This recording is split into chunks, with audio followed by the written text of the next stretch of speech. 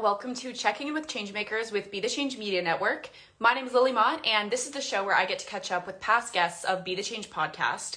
And I started this podcast over 3.5 years ago, so my guests have done some very exciting work since I spoke with many of them, and this is my opportunity to get updated on their work and share those updates with you.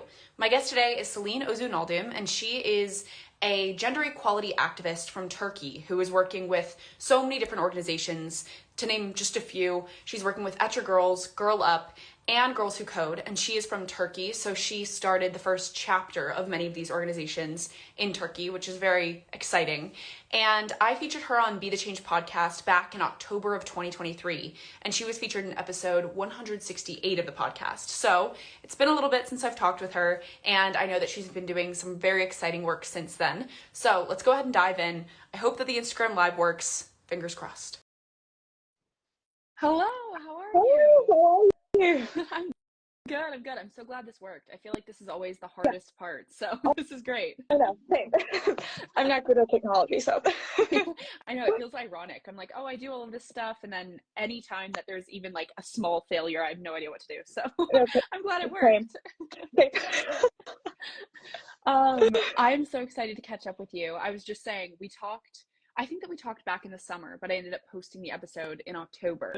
And so we have lots of things to catch up on. I've been following along with some of the work that you've been doing, and it's very exciting. Before we get started, can you do a little better introduction? I mentioned a couple of the roles that you hold and the different organizations that you're working with, but tell me more about who you are, give a better introduction of yourself, and then we'll go deeper from there. Yeah, sounds perfect. First of all, I'm so happy to be here finally, because we've been trying to.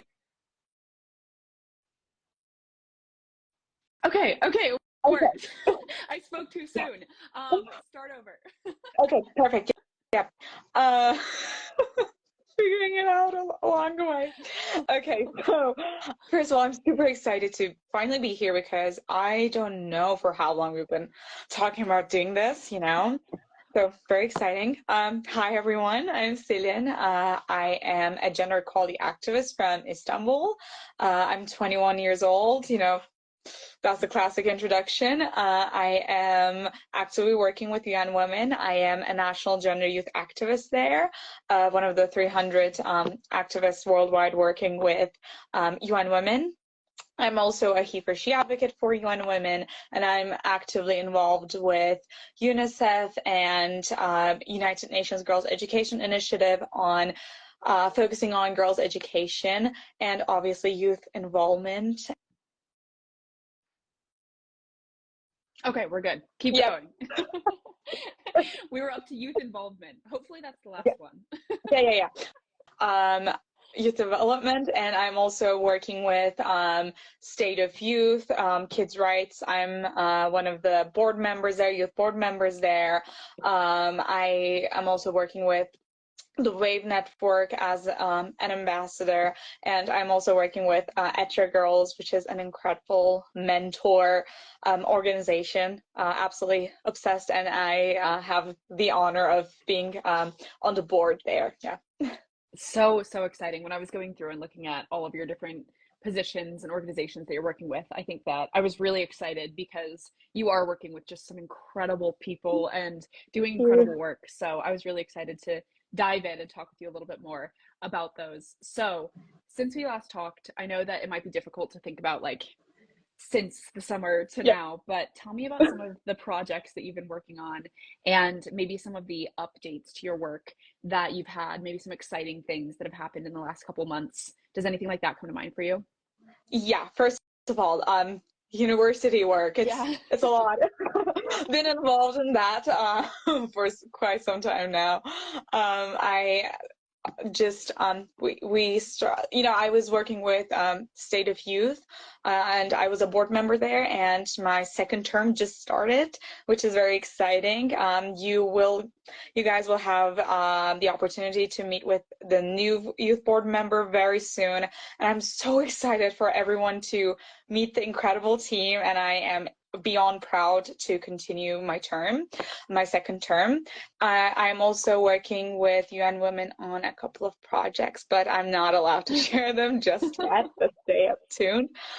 One very exciting news I would say would be maybe some of you may be familiar. There was youth newsletter published by UN Women on a network basis. I mean, it was like an online newsletter that would be sent to the subscribers' emails. So that was discontinued for a while, which was very upsetting because it was the first ever youth-led UN Women published newsletter, and I was on the editorial team.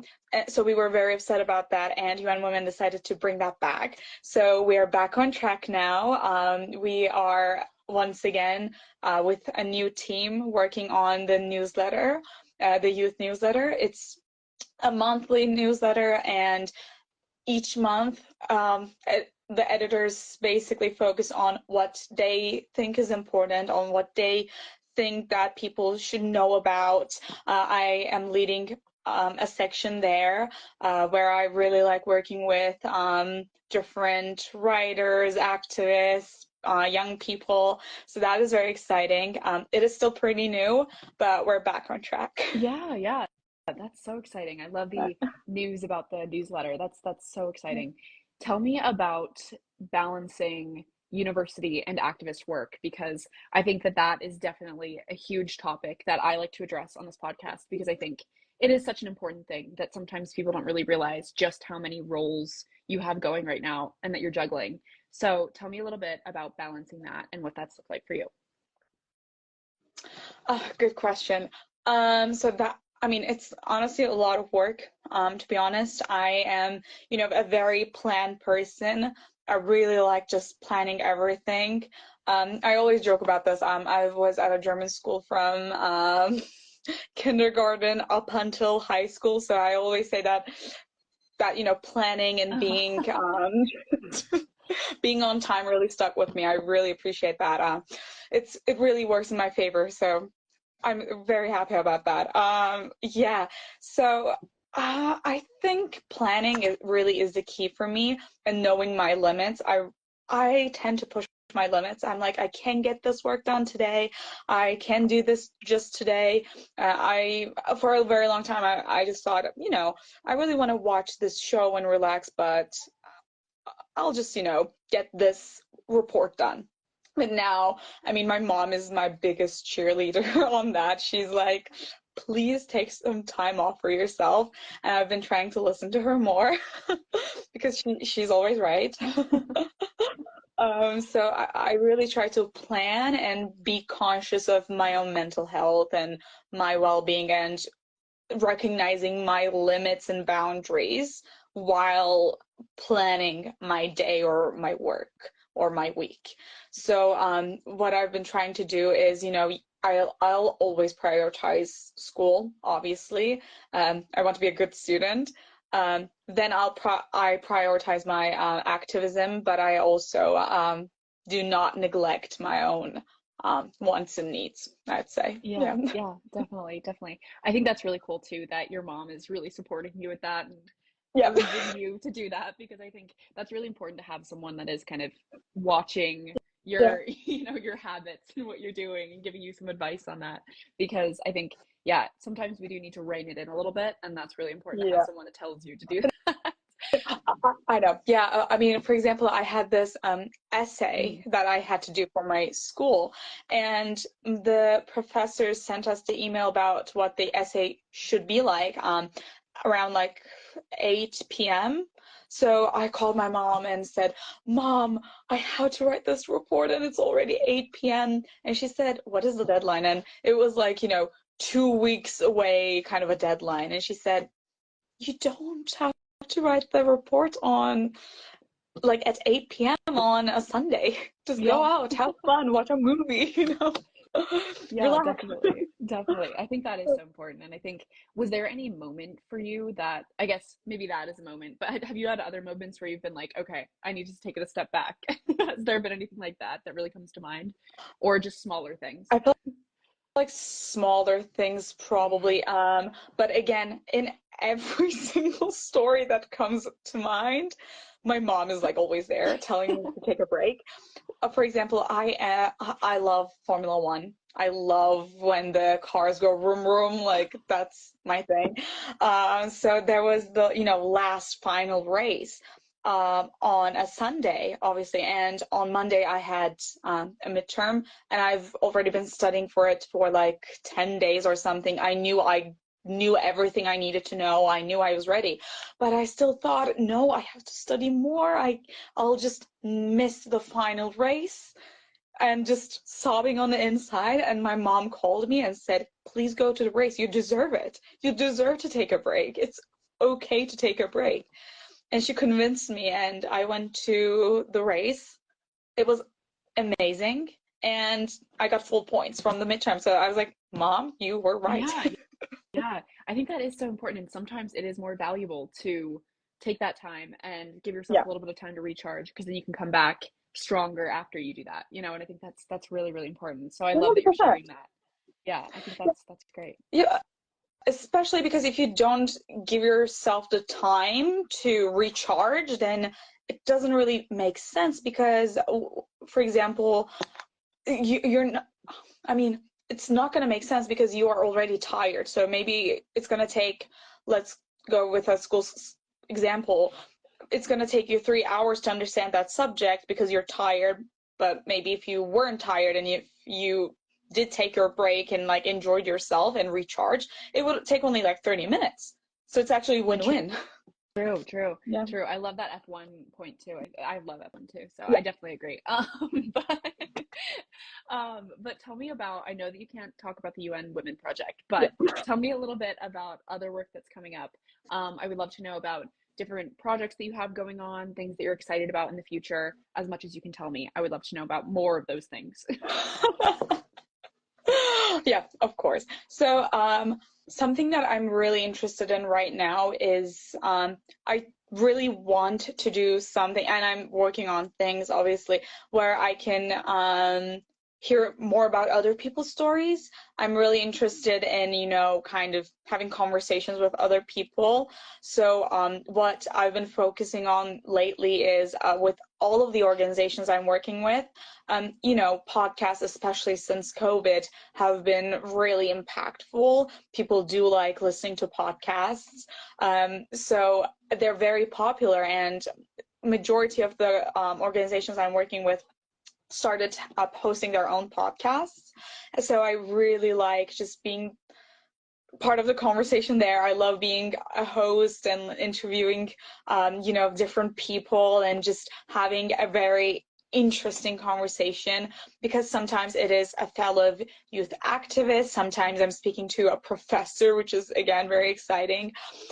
So for example, a couple of months ago, State of Youth is hosting a podcast, and I interviewed a professor, Sonia from London School of Economics, and the things I've learned, it was incredible, and the response we received was just immense. So I really enjoyed doing that. I have recorded another podcast where we talked about youth activism, gender roles and norms and stereotypes, and how culture affects that, with another organization I'm working with, but it's not out yet, but stay tuned for that. It's just very exciting.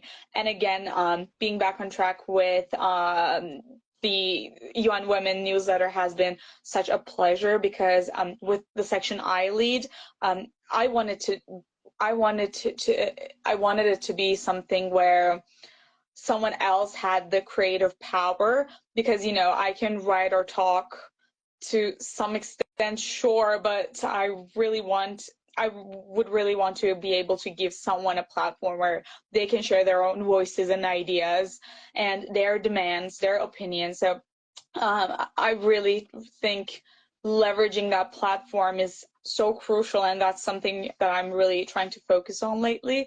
So that is just a journey that I'm very excited to be a part of. Yeah, definitely. That is so exciting. Things to stay tuned. And that's going to be my last question, how people can follow along with you. But I have one more. I'm going to ask you the question that I asked you back on the original podcast Yeah. episode. But lots of young people want to create change, want to make a difference, but they may not know how to get started with that work. What advice do you have for those people who may be watching or listening back later on the podcast? That is such a great question because, we're living in the world of technology and social media. And I know it sounds very just cringy at this point because everyone is saying that, but the power of social media and being able to use that as a tool is just beyond my imagination. I mean, the people that you can reach through social media, for example, just one quick example. I'm not sure if you remember, but I think it was COVID summer that the black and white challenge was just everywhere, worldwide. So basically how it started was it was a challenge that was started in Turkey by Turkish women. And the idea behind it was, there are femicides all across the globe and in Turkey as well. And every time when a woman gets killed, the newsletters and like the TV and stuff on social media, we see their photos, their pictures with a black and white filter. So how the movement was started, how the challenge kind of was started was people started posting their own pictures with a black and white filter, and they tried to raise awareness to the fact that you can be and I can be that person one day, maybe tomorrow. So basically Turkish women started that campaign to raise awareness, and then it went worldwide within 24 hours. So many like incredibly famous people joined to the challenge movement, I would say, to raise awareness about something that affects everyone. So it took 24 hours to reach to millions of people from literally all across the globe. That is the power of social media. So I'd say leveraging that and using that as a tool just creates wonders, really. That's one thing. But I also recognize that's not, like, that may not be your cup of tea, which is also perfectly fine. And in that case, I would say reaching out to different organizations. These could be grassroots organizations if you want to be more hands-on, I'd say. If you want to be more on the field, grassroots or local organizations are incredible at that. Or maybe you want to do something with the UN or ECOSOC accredited organizations. That is also a great path. It just depends really on what you want to do and how you want to do it. And I know, like, people just get so anxious when it's about ECOSOC accredited organizations and UN, because those are the big words. But I think it's crucial to remember that they are not just buildings, they're actually organizations that stems from the idea and like the motto of creating change and helping people, and just having a conversation, starting a discussion. So I would say please do not hesitate to reach out to them. 100%. Look out for opportunities, and same with grassroots and local organizations. I'm pretty sure you'll find your people when you know what you want to do. Just do your research, figure out what you want to do, and again how we want to do it, and you can definitely find your way. And I don't think there is a wrong way to do like activism per se, like create change. Do what makes feel right, I'd say, and have a thick skin. That's so important, because the amount of things you'll have to deal with and endure is it can be intense. So having a thick skin and knowing that there is a community supporting you to get through all of that is just important. Yeah. I think that's all great advice. I think I can definitely, I think the last one is also great advice, unfortunately, because I think that's something that people should be prepared for, especially if they are doing as much work as you're doing in all of these different ways. I think it's definitely something that it's important to have that community and to realize that there are people supporting you and there are people to reach Yeah. out to. So I think that's great. So as we're closing out, what are the best ways for people to connect with you and to follow along with all of the work that you're doing and the exciting things coming up? Perfect. So you can always follow me on Instagram, and I would say DM me, and feel free to do that, but I'm not good with social media in that sense. I'm not good with DMs, and it's basically to protect my own mental health, because otherwise it's just, social media is such a rabbit hole. TikTok, we are Gen Z. Because like every time I'm like, oh, I'm really sleepy, I have to go to bed, and find myself watching TikTok for the past 2 hours. So yeah. So one way that I figure out how to balance my life with work is email. I'm really good at that. So you can find my email on my Instagram with like, if you click on it, it shows up, I think. So that is a great way. I'm always available on email, and you feel free to follow and DM. Yeah, I'm trying to get better at that. So For sure, definitely. And I'll put your email as well in the description when I post the podcast so people can find that easily. But thank you so much for coming on. This was so much fun. And I'm so glad that we got to catch up. And I'm so grateful for you sharing, because I think this was so fun. And thank you also to everyone who's watching or who's listening later on the podcast. If you want to talk about anything I mentioned, please reach out to me on Instagram at Be the Change Media Network. And if you have any questions or anything for Selin, I'm also going to include all of your contact info as well. And if you enjoyed this conversation, leave a comment or a rating and subscribe to the podcast to hear more inspiring stories just like yours.